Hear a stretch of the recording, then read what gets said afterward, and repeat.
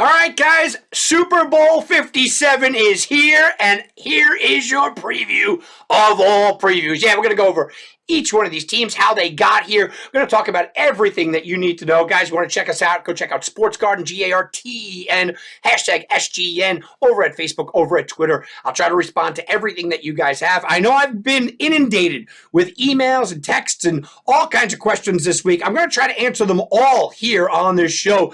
It is not just a Super Bowl preview. I'll give you a couple of the plays that I like. I'll give you my prediction. Although I'm going to tell you right now, one of the things that I say all the time, and I need everybody to understand, the Super Bowl is just another game. I've said this time and time again, unless you're a massive, ridiculous bettor, which most of us aren't, meaning your limits are just absolutely ridiculously limited.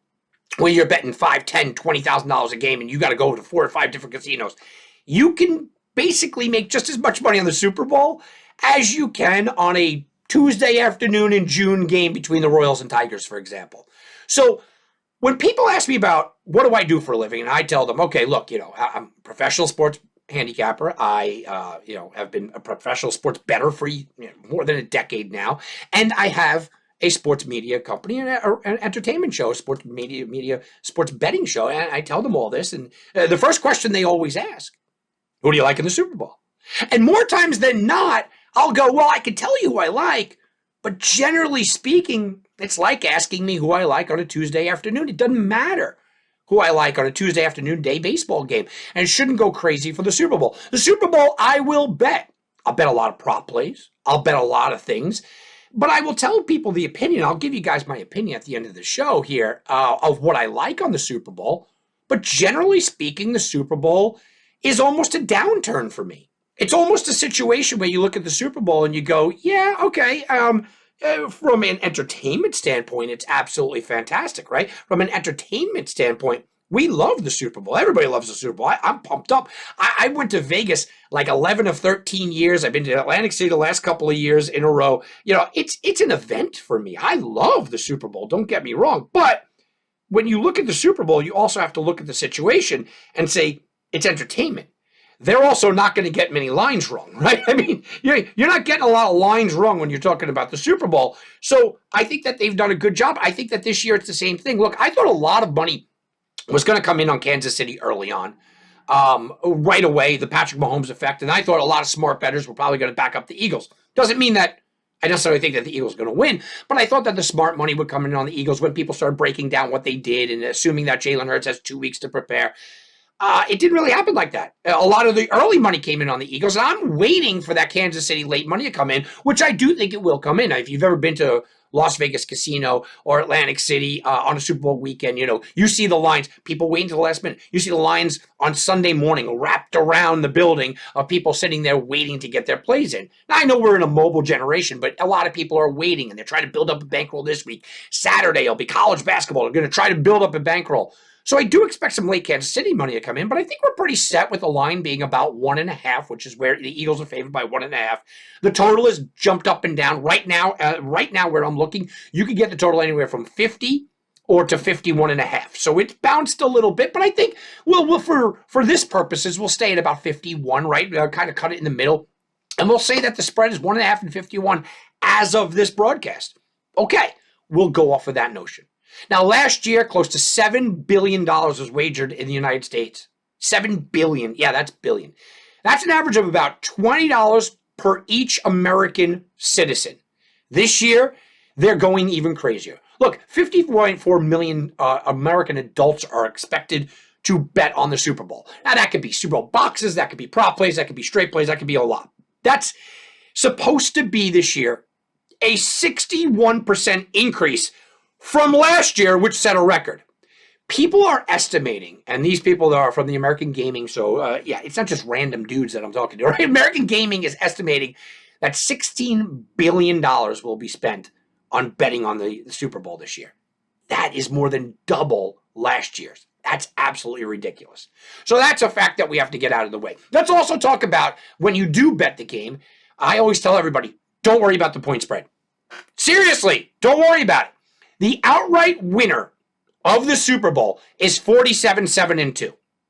47-7-2, which means really The point spread has come into the equation in 7 out of 57 games. I mean, or 56 games now. That's ridiculous. Absolutely ridiculous, right? So that means if you like the Eagles, don't money line them, right? Don't bring it down. Well, I might win the game by 1. No. Take the point spread. Don't worry about it. And if you like the Chiefs, forget about the 1.5 points. Don't care about the 1.5 points. Take the plus money. That's what these numbers are telling you. Let's go look at the teams themselves. Kansas City Chiefs. Look, Patrick Mahomes, MVP. We know what he's been. He's setting himself up and he's setting the precedent to be that guy. When I say that guy, I mean the conversation of maybe one of the best of all time. It's already begun. Multiple Super Bowl appearances so far, maybe multiple Super Bowl championships by Monday morning. He also has multiple MVPs. He's putting himself in that position. Andy Reid is also putting himself in the position of greatest coaches of all time. You're starting to get into legacy when you're talking about Mahomes and you're talking about Patrick Mahomes. You're talking around the word dynasty. Now, I don't think that a dynasty is quite yet. I made my opinion on dynasties very clear. I think you have to win 3 in a row or 3 in 4 years. I don't think going actually gives you as much credit as it should. That's just my own personal opinion. But the Chiefs go out there, they lose Tyreek Hill, and they said, you know what, we're going to try to get Tyreek Hill about 1,300 yards from different sources. And they did. With Tony and Hardman and Juju and the bunch, they were able to get that. Tyreek Hill leaving made people really go, yeah, you know what? I don't know about the Chiefs. Yet they were one of the Super Bowl favorites because it still is the Chiefs. And that has held up here. You look at the Chiefs' 14-3 record in a tough division or so-called tough division. I don't know really how much that was. They had 8 players with 250 or more receiving yards in the regular season. That means dink, dunk, go long, go not long. There's a million ways Patrick Mahomes can beat you, right? Patrick Mahomes has proven he doesn't need Tyreek Hill, and this offense will work no matter what. As a matter of fact, their 3 losses actually came by a combined 8 points. You're looking at a team that basically is 8 points away from being the New England Patriots in an undefeated regular season. And no slight to the Dolphins, but it was a longer regular season. The Chiefs had a plus 127 point differential. It's ridiculous. I mean, the Chiefs, that's it. Give them the championship, right? But wait a minute. From a betting perspective, we got to pull that back. The Chiefs actually have been one of the worst against the spread teams for the last couple of years. 7-11-1 this year. That's a problem. Why? Because the public loves the Chiefs, which I just alluded to. I thought that the public would like the Chiefs a lot more in the Super Bowl than they have shown. The Chiefs are also sitting here, and they actually have a 5-0 straight-up record and 5-0 against the spread against the NFC this season. Does that help? Well, maybe that does. Maybe it's the unknown. Andy Reid off of bye week. We all know how that goes, but is this a true bye week? I'm not sure. And people can't get out of their memory. As much as they watched all year this year, they can't get out of their memory what happened when the Chiefs went up against a good, really good quarterback, obviously, and Tom Brady, the greatest of all time, and a good defense, a really good defense in Tampa Bay. Well, they can't get that Super Bowl out of their memory. Here comes Philadelphia. How about the Eagles? Maybe I had thought people wouldn't catch up to the Eagles quite yet. I thought maybe the Eagles wouldn't get the public backing. Boy, was I wrong. The Eagles' odds went from 40-1 in the preseason to 25-1 after they beat Dallas right away. Boom, beat Dallas. Here we go. Then they won against the Lions. Against the Lions, not Dallas. Then it was all of a sudden 25-1. The line continued to drop and drop and drop. At week 8, you were 5-1 odds to win the Super Bowl. So people were not sure about all the moves the Eagles made in the offseason, right? The A.J. Browns, but a lot of defensive moves. They weren't sure about them. But they said, I got to see it. And the minute they saw any glimpse of it, boom, the odds fell, and they fell fast. Jalen Hurts was leading the MVP race going into week 15, and then he fell off because he got injured. Well, that injury is something we'll talk about in a moment. You look at this with Nick Foles and Carson Wentz and the coaching staff, it's all gone. Right? And so it's not the same Eagles team. You can't really talk about that as the same Eagles team. This is all about Jalen Hurts and the new incarnation. Jalen Hurts is in a 3rd NFL season. Like I said, would have won the MVP had he stayed healthy. He finished with 22 touchdowns and 6 interceptions. That was 10th in the league in passing yards as well. 4th in quarterback rushing yards. I don't think he's a running quarterback, but he uses his legs really effectively. That could be a difference here. I did miss 2 of the last 3 games, and he was noticeably injured in the playoffs. I get it, right? They finished 14-3, and everybody turned around and said, well, they got a weak schedule. One of the reasons I gave all of you guys the Eagles to go over their 9-win total before the year is because of their weak schedule. But that weak schedule did really continue to go into the postseason, didn't it? I mean, they really did kind of go into the postseason where you looked at the postseason teams and you said, yeah, no, okay, the Niners were playing for a 4th and 5th string quarterback. The Giants, let's be honest, Daniel Jones and the Giants probably shouldn't have been there. So that's sitting there and you go, I don't know what to make of this team. That could keep people away, right? Maybe that can keep people away from here. Yeah, potentially that's something to take a look at.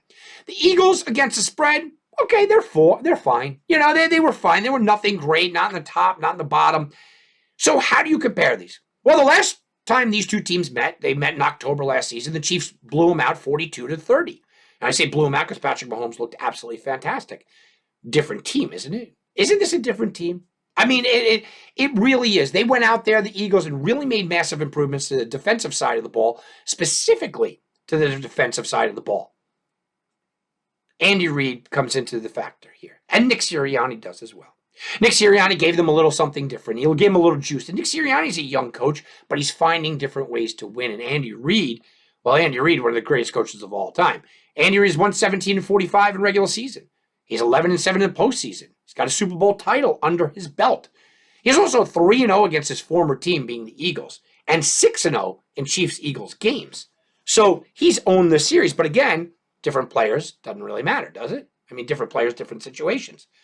One of the telling stats that I think we need to talk about is a team with more rushing yards has gone 41-15. Yeah, 41-15 on the money line, 39-14-3 against the spread. So the team that runs better generally wins the Super Bowl. The Eagles are ranked 5th in rushing yards. Chiefs are ranked 20th. But wait a minute. Isn't that the old school method? Aren't you, of course, going to get more rushing yards when the league didn't even really pass before Bill Walsh, right? And even into the 90s, it was a run-first league. Even into the early 2000s, it was a run-first league. So maybe that's a skewing stat. And if that goes to tell you, you don't follow every stat right to the T. Well, I could give you another stat. We'll see. Does it mean anything? Because this is what you're going to hear. You're going to hear people talking about stats.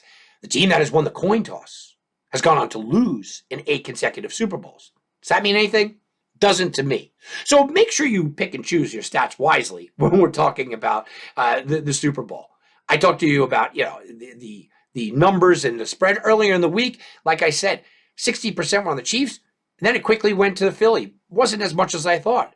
Yeah, that's going to be a tough, tight, hotly contested game. I think both quarterbacks and their injuries are on the docket as well. Like I said, Jalen Hurts did not look at all not injured to me. He did not look healthy to me for the last 3 or 4 weeks. Now, he's a guy that had an extra week to rest. He's also a guy that really gets a lot done by his legs, like I mentioned. Even though he's not, I don't consider him a typical running quarterback. He's a scrambler. He's got to get out. He's got to get out in space. Well, if he's injured, I don't know if he can. Patrick Mahomes also very fluid with his legs. I didn't look it against the Bengals. Didn't look like it hurt him against the Bengals. But the Bengals didn't have the greatest pass rush on that game.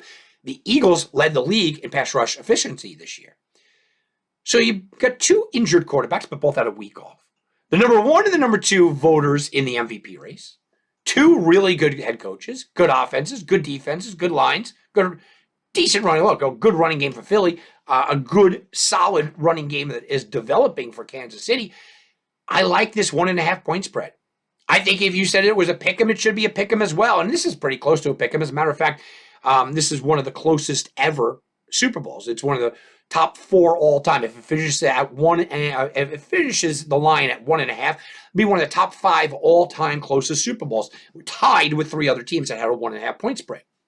So he only had less than 1.5 twice. Goes to show you, look, these 2 teams are very evenly matched. Same exact record, same exact points, number 1 overall seeds. There's a lot to like and a lot of similarities between these 2 teams. But their approach is quite different.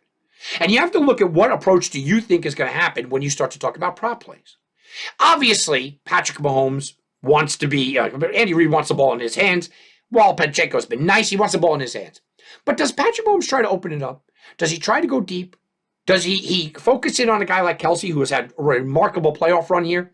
Or does Patrick Mahomes go back to what has been effective all season long, which is spread the ball around, dink, dunk, go get Watson, go get Tony, go get McKinnon, go get Juju. Is that what his game plan is? Or does he go with his bread and butter, which he kind of did against Cincinnati, which is target the 2 or 3 guys, feed them all day, and just have the matchup, look, my guy's better than yours. It's an interesting matchup to look at. You also look at the Chiefs' defensive. And you want to blitz Jalen Hurts and get him out of his comfort zone, get him moving out there. And don't give him time to go downfield to Brown and Smith, and don't give him time to open up the game. But you also look at this and you say, the Chiefs, while they played well, the Chiefs have a lot of young guys in that secondary. A lot of young guys in that secondary can certainly get burned. But then that puts it on the Chiefs, on the Eagles, where you say to the Eagles, well, if you're putting it on those guys, are you going to throw the ball? We're going to let you throw it. Are you going to throw it? Your game is running the ball. Your game is spreading it out and running the ball with Sanders and Gainwell and Scott and Hurts himself. Or do you try to throw it? Here we go. Here's the chess match. For the Eagles defensively, do you blitz Patrick Mahomes?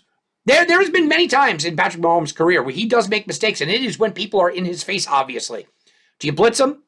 Because he's also burned a lot of teams that have tried to blitz him. I will say this, Patrick Mahomes is a guy that has not had great Super Bowls so far. Now, he's only a very short sample size, only had 2.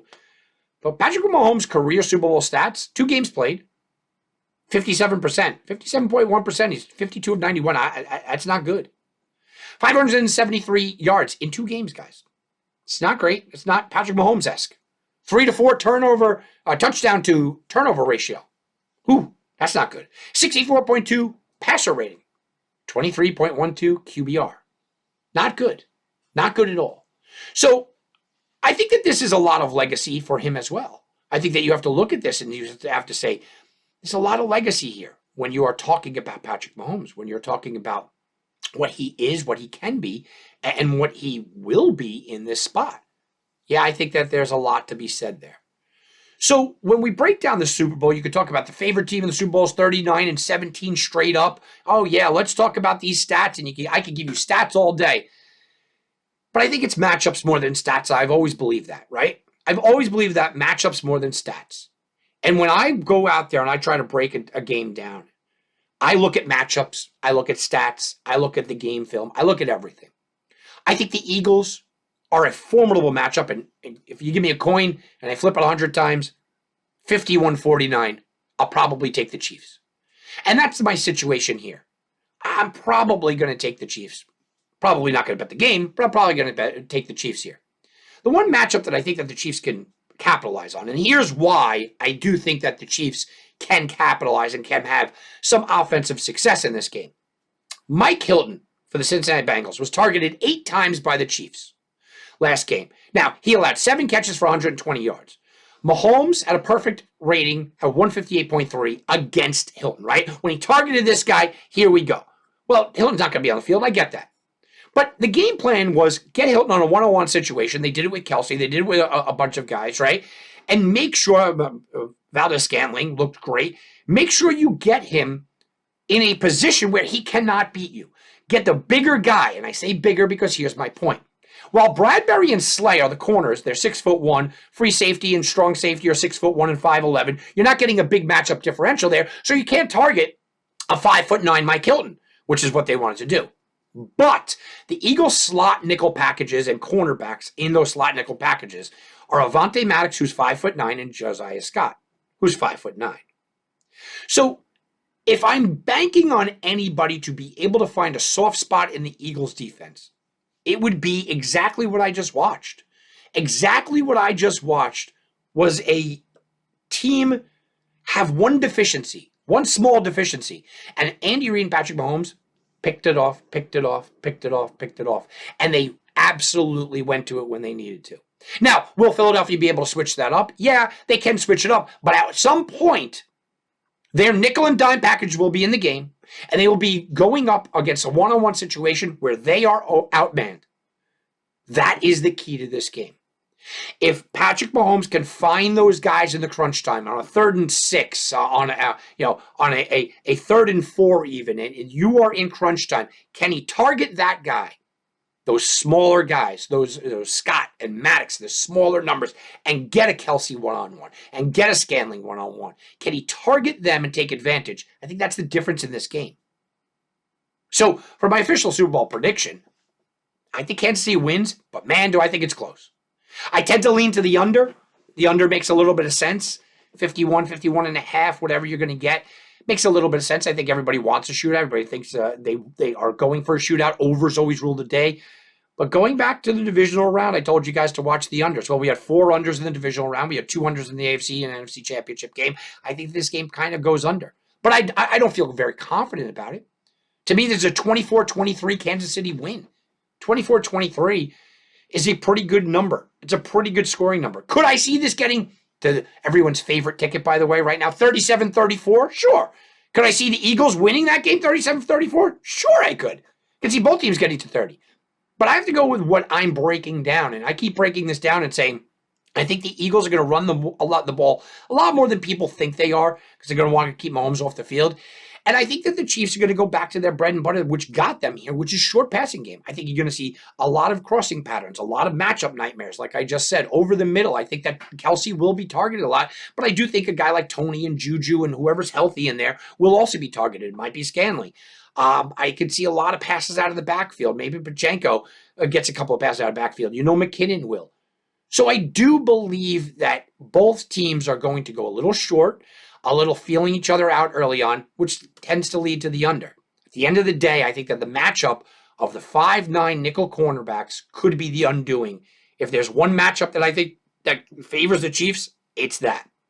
Now, for a couple of prop plays out there that I do like, guys, I already told you guys, I love the Patrick Mahomes over the 1.5 touchdown passes. I got it. What I did was I got it at minus 210. Okay, now I know it was up to 240 in some spots, but I got it under 210.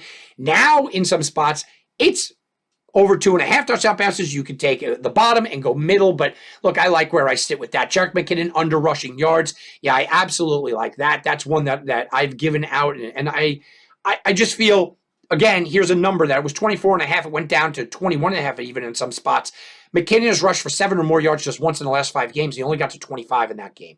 He's had 5 or more rushing attempts in only 8 of 19 games this year, and he stayed under 23.5 rushing yards in 13 of the last 19 games. So give me McKinnon. Nick Bolton under 10.5 tackles. I took this last during the AFC Championship game. I'll do it again here. He's been under this number in 14 of 19 games. He had 4 tackles last game. I think he gets more with a running approach, but I don't see it being under here. I like first touchdown jersey scorer, right? Under 11.5. Look, in this game, you got McKinnon, Pachenko, Juju, Marquez Scantling, Jalen Hurts, A.J. Brown, Devontae Smith, all wear under number 11. So that's another fun one that I'll take as well. I suggest to everybody, if you don't love the Super Bowl, right? If you don't love, not everybody loves the Super Bowl. If you don't love a side here, you don't have your favorite team, you don't feel really good about it, or you don't have your total or don't feel good about it, don't worry about it. There's plenty of prop plays to take. So my official pick, I'm taking the Kansas City Chiefs to win by 1 point. I'll lean to the under as my better play, but even that I don't love. But I got to give you guys something. I mean, that's what we do here. So I loaded you up with a bunch of prop plays. I hope that you do like that. If you want to throw an extra one, I do like Kenneth Gainwell over 19.5 rushing yards. I think that he could have a big game. If you're looking for something crazy, give me something absolutely insane that could happen with tremendous odds.